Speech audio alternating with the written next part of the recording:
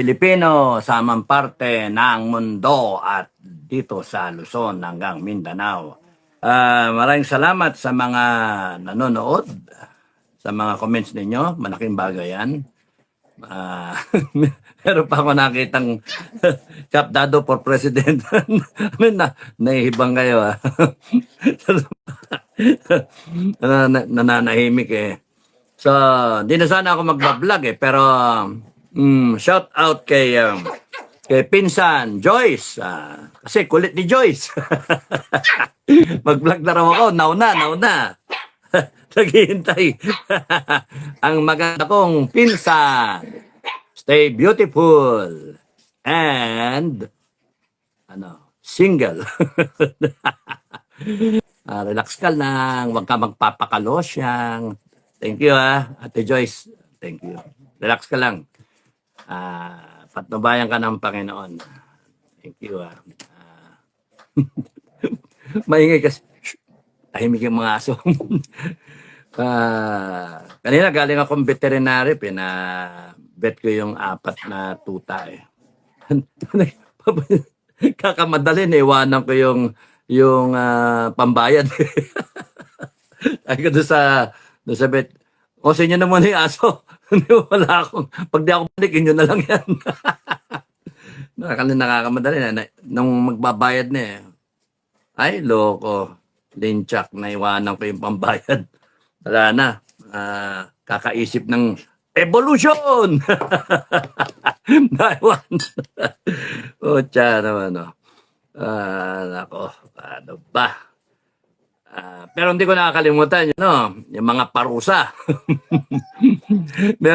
Yung yung kahapon, yung taxi driver ang tuwan-tuwa doon sa 1 milyon na karayom Maganda yun, sir. Maganda yun. Talagang pil na pil. Ibabaon mo yung karayom na ganyan. Ang hapdi nun kasi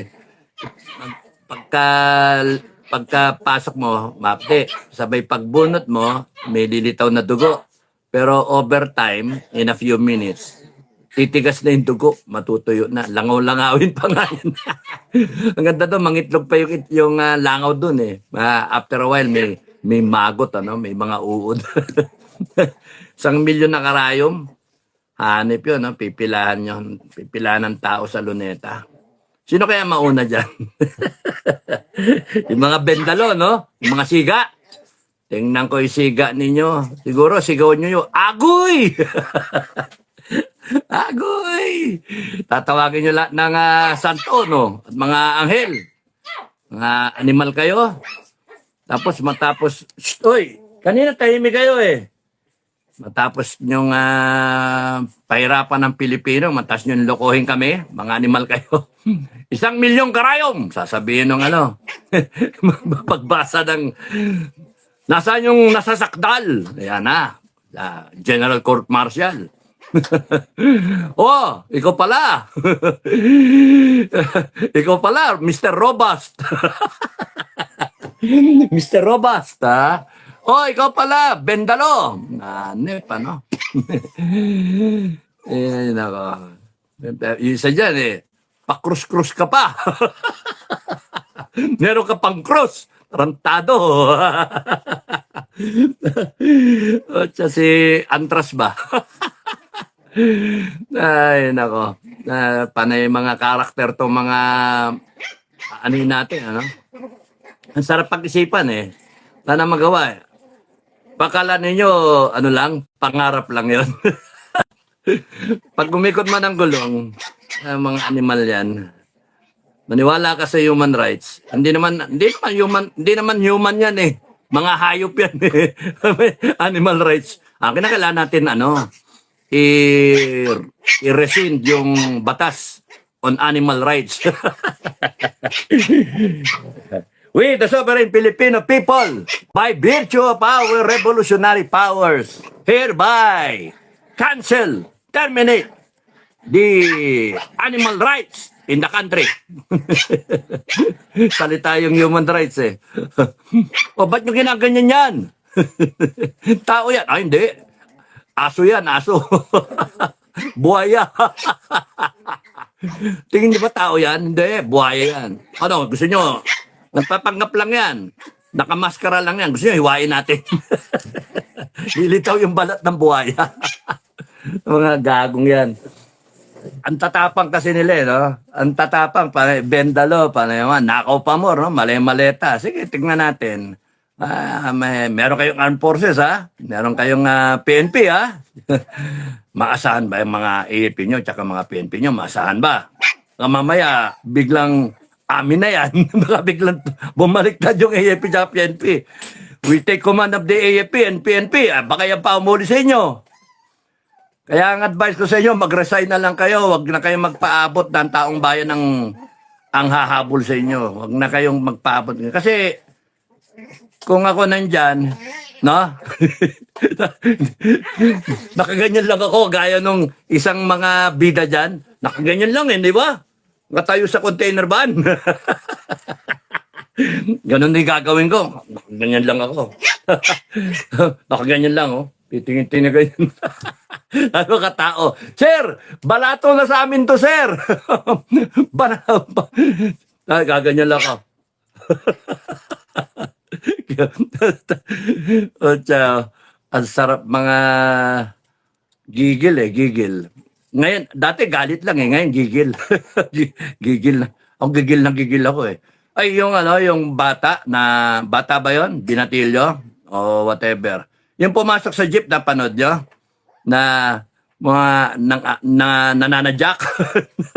Nasusuntok, tsaka nananadyak.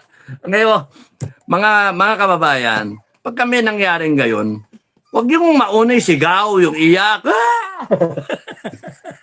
Ang dami-dami nyo sa jeep.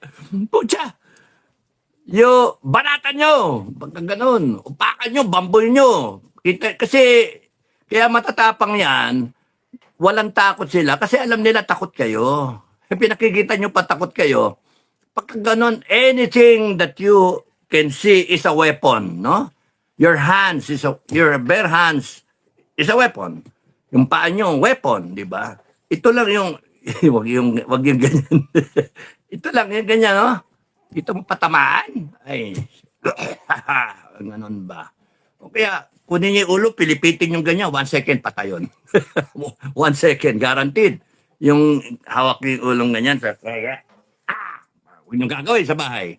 Patayon, 1 second. Ay, kung meron kayong kutsilyo, kunyari, nasa jeep kayo, galing kayo sa pagkatay, sa abatwa, sa pagkatay kayo ng baboy, daladala nyo pa yung ice pick. Naku, nataon na may ganyan. Bunot ng ice pick. Saksak niya dito sa likod ng tenga. No? 1 second, patay. 1-2 seconds, patay. Guaranteed. Tapos ipipihit mo pang, pagkapasok ng ganyan, ipipihit mo pang ganan. Patay kang bata. ang advice ko, huwag kayong nagpapauna sa panic. No? Pagka-panic, when fear becomes the ally of your enemy, talo ka na. You have to, what is courage? No? What is courage? It is the ability to control fear.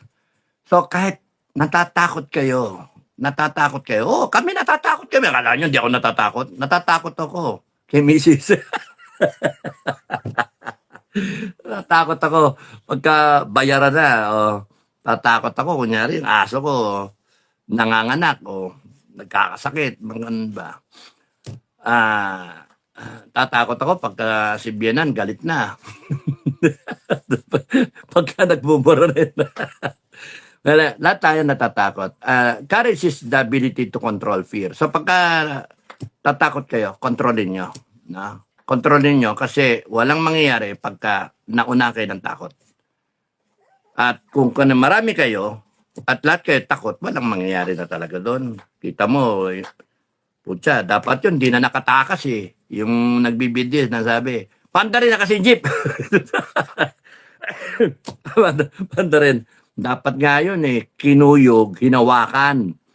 Tapos isinubsob yung muka doon sa flooring ng jeep. Ginasgas nyo, tapos pinagtatadyakan nyo. Yung kanong yabang kasi, nakainit na ulo. SFJ, pagka umikot ang gulong, hanapin niyo yan, ha? Katayin natin. Bigyan natin romansa. Romansa. Yarap niyo sa akin. Yan yung comment ko sa group chat, eh. Nakita ko kasi pinadala sa akin. Gigil na gigil ako, eh. Sabi ko, pag ikot ng gulong, hanapin niyo yan. Yung mga SFJ, hanapin niyo yan. Intel. Dalhin niyo sa harapan ko. Ako mismo nga ano dyan. Tarantadong yan. Matatapang yung mga ganyan kasi alam nila takot kayo, eh. Pagka, ganyan din gobyerno natin, tingnan nyo. Tatakot kayo, Marcelo, tatakot kayo na ibebendalo nila, kakasuhan kayo. Kaya tatakot, no? Nanyo si Ka Eric, hindi takot. Oh, si Defensor, hindi takot. Daming kaso. Ang daming kaso ni Ka Eric, eh. Tsaka ni Mike, eh, no? Defensor. Tiglima yata, tiganim. No? Ba't ako walang kaso? Yung mga naninira dyan, yung mga batang kaso. Syempre, ikaw na may maleta. Tarantado. Kasi sabi ko, hindi na ako papiyansa. Hintay kong kasuhan ako, eh. Hintay kong kasuhan ako. Kasi pagka kinasuhan ako, tapos na sila. Kasi yun yung hudyat ko, eh.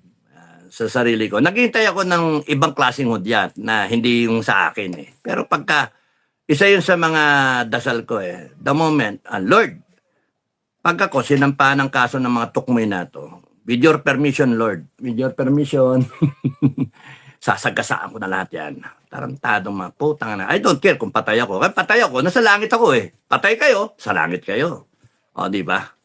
Wala nang, imagine, pagdating doon, wala ka ng problema, wala nang taxes, wala nang wala nang mga VAT, wala nang mga madidinig na mga ganyang balita, no? Panay-stress.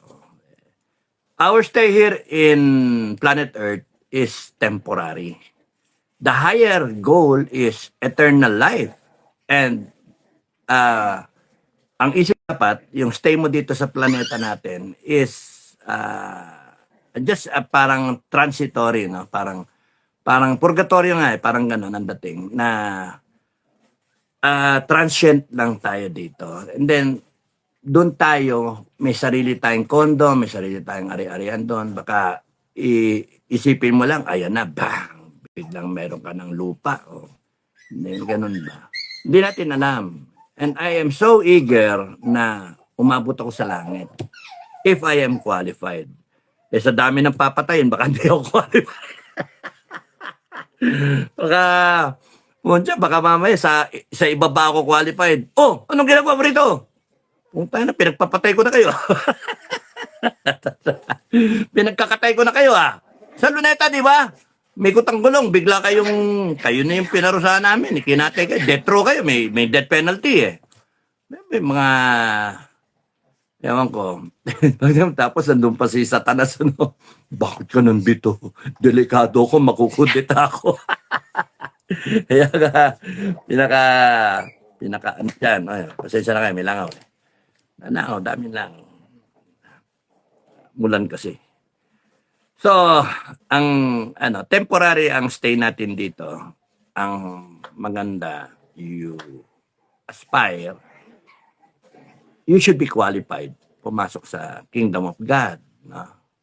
Dapat yun yung ultimate objective, ultimate na reason ng o purpose ng buhay ninyo. Hindi yung ginto, hindi yung yaman, yung ari-ari. May kondo na ako, may SUV ako, may milyon ako deposito. Wala yan, hindi mo madala lahat yan. Pag-agaw-agawan pa yan, pag-awayan yan. Na mapag-iwanan nyo. You live a simple life. That's good enough. Live a simple life. Na enjoy lang kayo. Wag lalakpas ang isang araw na hindi kayo nagpapasalamat sa Almighty God. Pwede paggising ninyo, doon ako nagpapasalamat, eh. Paggising ninyo, Lord, buhay pa ako, maraming salamat. Isa pang araw ulit binigay. Lord, thank you para sa wisdom, sa tapang, sa lahat ng binigay mo saan. Thank you for all the creation na na-enjoy ko. Maraming salamat. Kahit wala akong mga kondo na yan, wala akong yung mga ari-arian, no? Hindi kagaya nila na may mga paldo-paldo sila, no? Okay lang sa akin because I have you as my pinaka-treasure ko, yung relationship with God. Yun yung ang dapat, hindi yung ganyan. So, ano yun? ang ang dami sanang ang daming topic eh. Sa dami confused na ako kung ano yung sasabihin sa inyo eh. Sa dami. Ay, may rally pala sa 28 daw. May rally daw, multi ek na mga church na congregation, no. Ewan ko. Ako panonoorin ko lang muna, titingnan ko. Punta kayo kung gusto niyo, no. Suporta kayo sa mga pare ninyo. Tapos ako may tanong ako doon eh. May tanong ako. Ano ba mga father at mga mother? Ano ba yung sisigaw niyo doon? Ano ba yung sisigaw? Baka bawal magsigaw Marcos resign. Kasi pagka bawal magsigaw ng Marcos resign, di lumalabas, rally yan ni Marcos. Wag sanang gano'n, ano? Panonoorin natin, tingnan natin. Tingnan niyo yung 28 kung how it will turn out na. Pinakamalaki rally daw. Sige, tingnan natin. Maganda, malay mo, biglang bumaliktad na AP dahil dyan, ano? Tingnan natin. Tingnan natin. Para matapos na, no? Tingnan natin. Peaceful rally daw eh. So, ayan na naman tayo. Peaceful rally na naman. Mainit na naman ang ulo ng mga tao eh. Tapos, ang ano ko lang doon, ano ba talaga dapat ay sigaw? Marcos resign or Marcos terminated ka? Sa akin, ang posisyon ko, Marcos terminated ka. Ina mo. May pabol pang mura. Ina mo. Marcos terminated ka, animal ka. Putang ina, ginawa mo sa bansa namin. I don't know why people, may mga tao na nagsasabi, Marcos is the greatest president. Putang ina. Greatest president, 25 tons na ginto, binenta. Hindi natin alam saan napunta. Yung PhilHealth, no, nasaan yung pera? 60 billion, ay paisole. Tapos yung sovereign wealth fund. Ang daming ginawang kalukuhan to. Nagbenta pa ng airport, nagbenta pa ng yung Kaliraya. Tapos uutang na naman yun, domestic, 1 trillion, something. No? More than 1 trillion, 1.19 trillion ba yung nabasa ko? Uutangin. Domestic. Wala na kasi magpahiram sa abroad. Dito na lang. Ano yung collateral mo pagka di ka makabayad? Gobyerno ng Pilipinas, ari-arian ng Pilipinas. Hanip yan, ano? Ano yan? Unsecured loan? O may mortgage, merong security na katapat? Kasi 1 trillion may higit yun eh. Ay, sino magpaperam? Kaya nga, napakawalang niya nitong presidente na ito. Napakawalang niya. Pero, ganyan talaga, too late the hero tayo. May nag-comment nga sa akin. Ang problema, Pilipino, hindi naman tumatayo. Inayaan lang eh. Wala nga leader. walang leader eh. Panireklamo, walang leader. Walang leader. Wala pang meeting hanggang ngayon eh. Ilang araw na ba yung vlog ko na yun? Madam President, meetingin mo na lahat.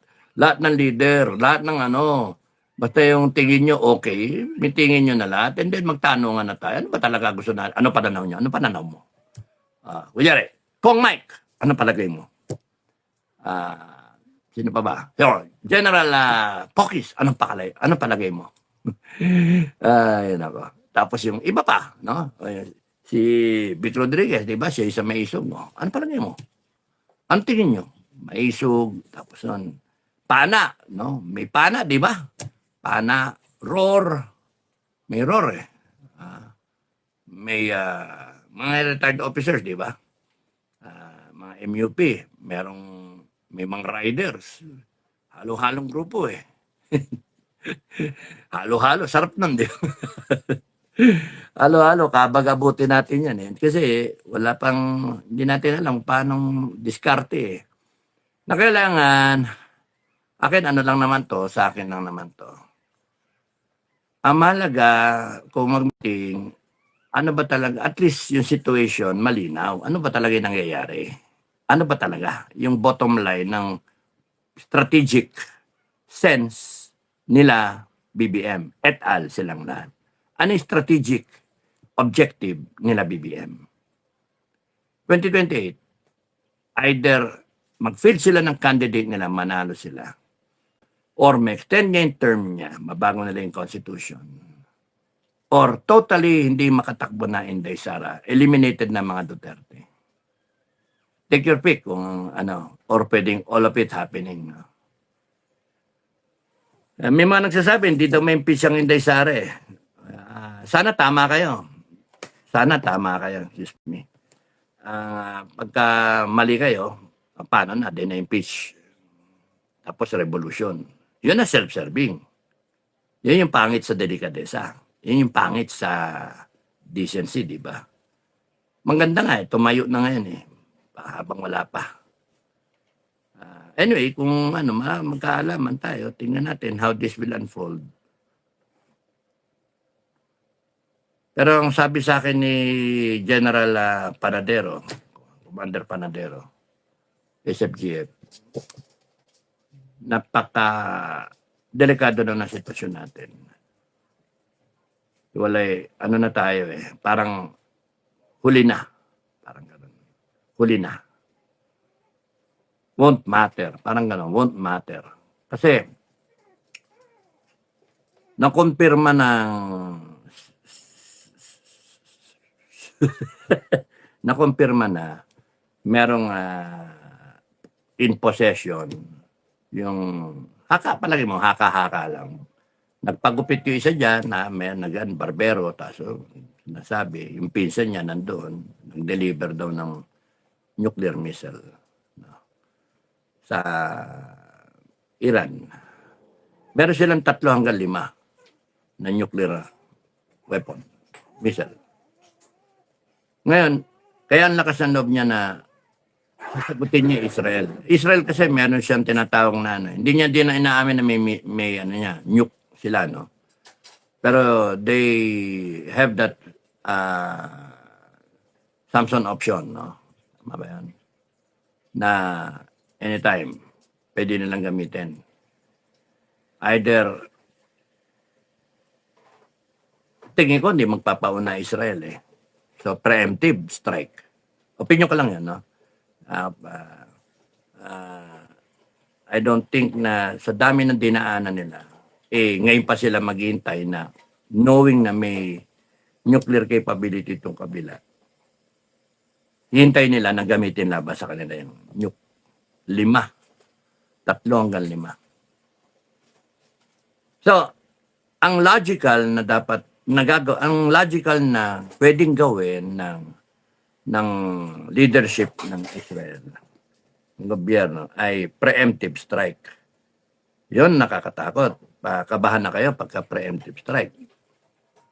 So, kung maunahan niya yung Iran, hindi makaretaliate, magkakaroon ng diskurso yan sa mga allies ng Iran. I don't know kung madadama yung ibang countries na pestering Israel. Kasi kung gagawin mo na rin lang sa isa, gawin mo na rin sa lahat. No? Merong ano eh, I have to go back to that. No? Naalala ko lang, merong prophecy sa Bible. Imagine yung Bible natin, yung Bible na 800 prophecies ba yan?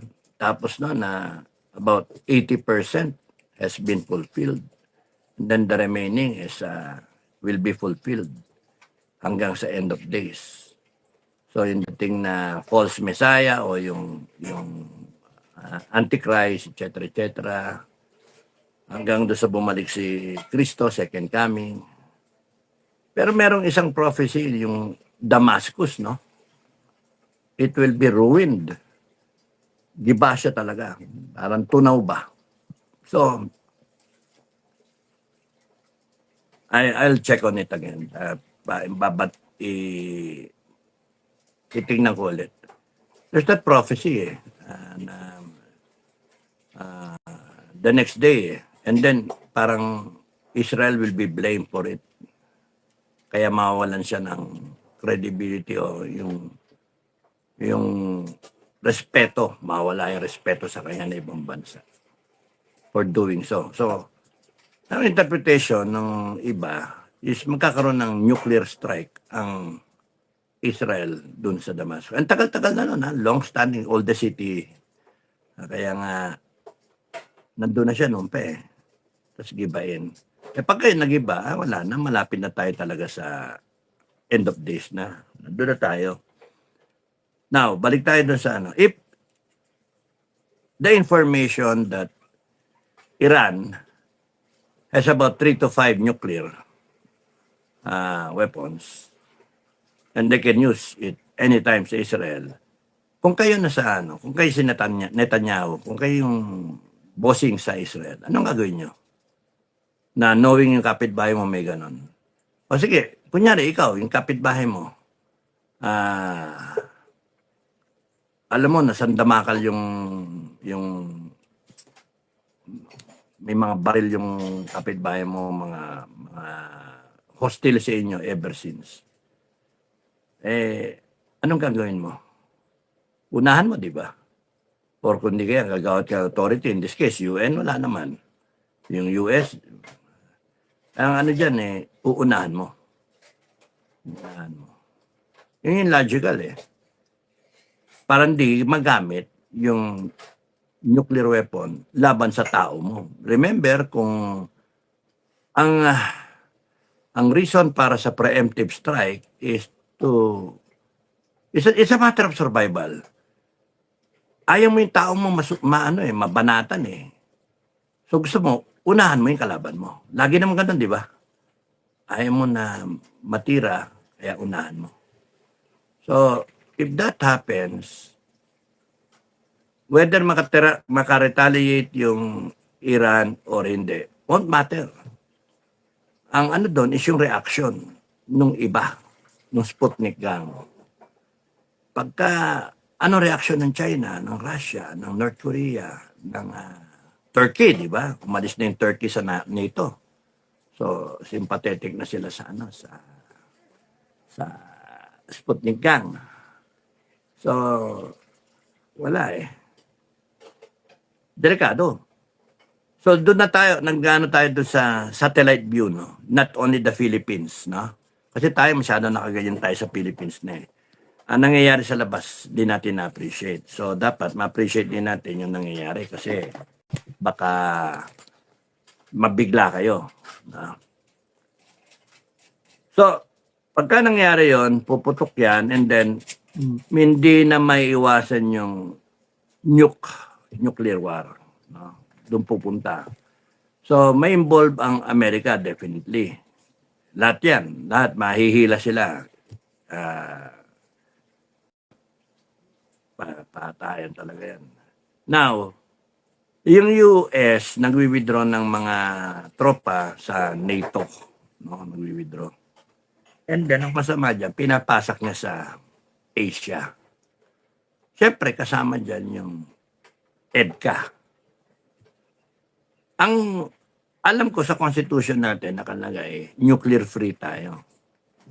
So, kayong mga opisyal ng gobyerno, kung tatanga-tanga kayo, o pinapayagan ninyo na magkaroon dyan ng nuclear weapons na nakaloob lang sa mga bomber nila, o whatever,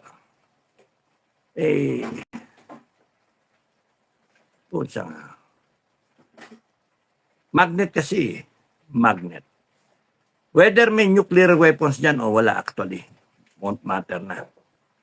Basta hostile na environment, ako man yung China, iniisip ko, it is safe to assume na may nuclear weapon dyan sa Pilipinas. Tama, no? May nuclear weapon dyan sa Pilipinas.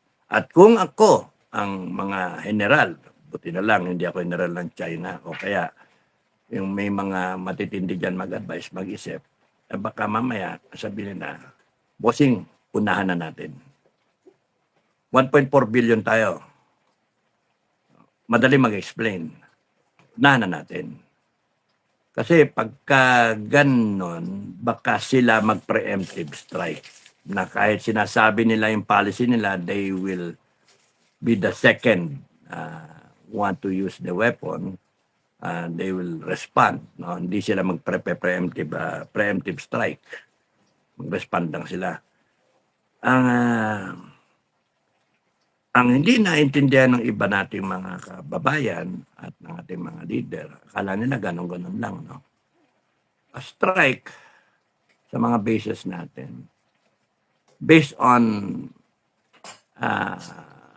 mga disaster models base dun sa sinabi ni General Panadero, no? About 40 million Filipinos will die. Patay. Out of the 65 million, more or less, 60 to 65 million in Luzon. 40 million, 65 million. 60 million, 65 million. Luzon, 40 million. Handa ba tayo na pumasok sa ganon? Ang AAP natin nagsasabi lalaban sila, world class, 30 days sila lalaban. Makataas ang problema nyo na yan. Patay na kami, makataas ng 30 days. No? Puta na nga. Dapat ilalaban. Dapat ang tirada natin, pinaprepare yung mga tao natin. Food security, defense natin, mga barangay, down to the barangay level. Hindi.